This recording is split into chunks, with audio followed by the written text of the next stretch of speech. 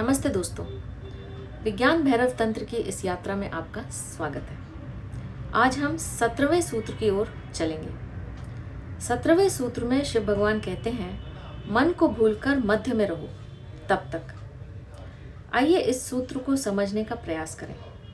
ये छोटा सा सूत्र है, मगर ये थोड़े से शब्द हमारे जीवन को बदल देने की क्षमता रखते हैं। मन को भूलकर मध्य में रहो, मन को भूलकर। आइए देखें ऐसा क्यों कहा जा रहा है। यहाँ हमारा जो ये मन है वह एक अति से दूसरे अति पर जाता है। Our mind is like a pendulum. It oscillates between two extremes. क्योंकि हम मन के नियम को नहीं जानते, इसलिए कई बार हम चकित हो जाते हैं जब हम यह देखते हैं कि किसी ने ऐसा कुछ कर दिया जिसकी हमें उम्मीद नहीं थी या कभी हमने कल्पना नहीं की थी। ऐसा मन के इस एक अति से दूसरी अति पर गति करने के कारण ही होता है। यही मन का ढंग है। मन को हम समझा नहीं सकते क्योंकि वो बेहोश है। वह अपने आप को समझाने को ग्रहण ही नहीं कर सकता। वह हमेशा अतियों को ही चुनता है। वह मध्य में कभी नहीं आ सकता। उसे अतियों के लिए गहरा आकर्षण है, मोह है। ऐसा क्यों? क्योंकि मध्य में मन की मृत्यु हो जाती है। जैसे घड़ी का पेंडुलम दाएं बाएं गति करता रहता है तो घड़ी चलती रहती है।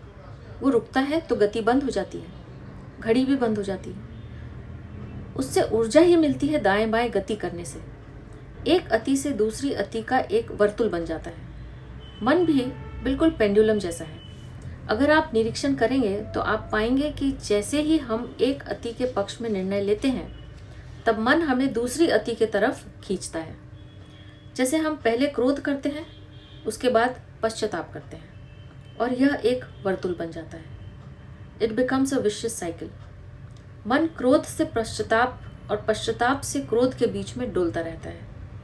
मन के इस धोखे को हम समझ नहीं पाते। इस विधि का प्रयोग आपको रूपांतरित करने की शक्ति इसलिए रखता है क्योंकि हम जब अपने मन की इस चाल को समझ जाते हैं तो एक बार ये बात हमें जब समझ में आ जाती है तो हम मन द्वारा बनाए गए इस वर्तुल के बाहर आ जाते हैं। We break this vicious cycle of anger and repentance and we come out of it. तो हमें क्या करना है? हमें बीच में रहना है, मध्य में रहना है। न क्रोध करना है न पश्चाताप। अगर क्रोध कर भी गए तो कर गए, उसके बाद पश्चाताप नहीं करना है। दूसरी अति में नहीं जाना है, बीच में स्थित रहना है। अगर हम मध्य में रह गए तो फिर से क्रोध करने की जो ऊर्जा हमें पश्चाताप करने से मिलती वो इकट्ठी ही नहीं हो पाएगी।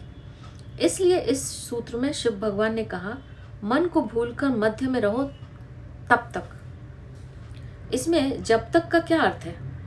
आइए इसे समझें।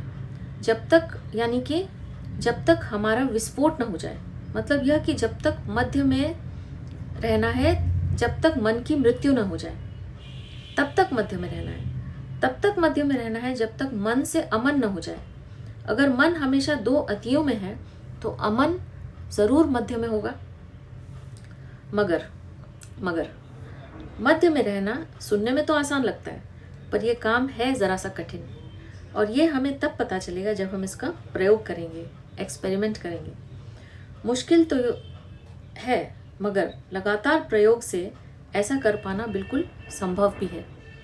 और फिर लगातार प्रयत्न से यह प्रयोग आसान हो जाता है। सिर्फ आसान ही नहीं, इससे हमें जो परिवर्तन आएंगे वो चमत्कारी होंगे। ये तभी हो पाएगा जब हम इस सूत्र का प्रयोग कभी कभी नहीं, हमेशा करेंगे। हर कार्य करते वक्त यह बोध रखना है कि अति में नहीं जाना है, मध्य में रहना है। यह मध्य एक बिंदु है, वह आध्यात्म का सार है।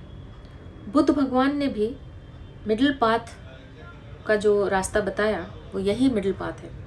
एक बार हम इस मध्य बिंदु को जान लेंगे तो फिर उसे कभी नहीं भूलेंगे। मध्य में रहने की आदत ही हो जाएगी। हमारी जीवन शैली शांत हो जाएगी। सब कुछ देखने का नजरिया बदल जाएगा।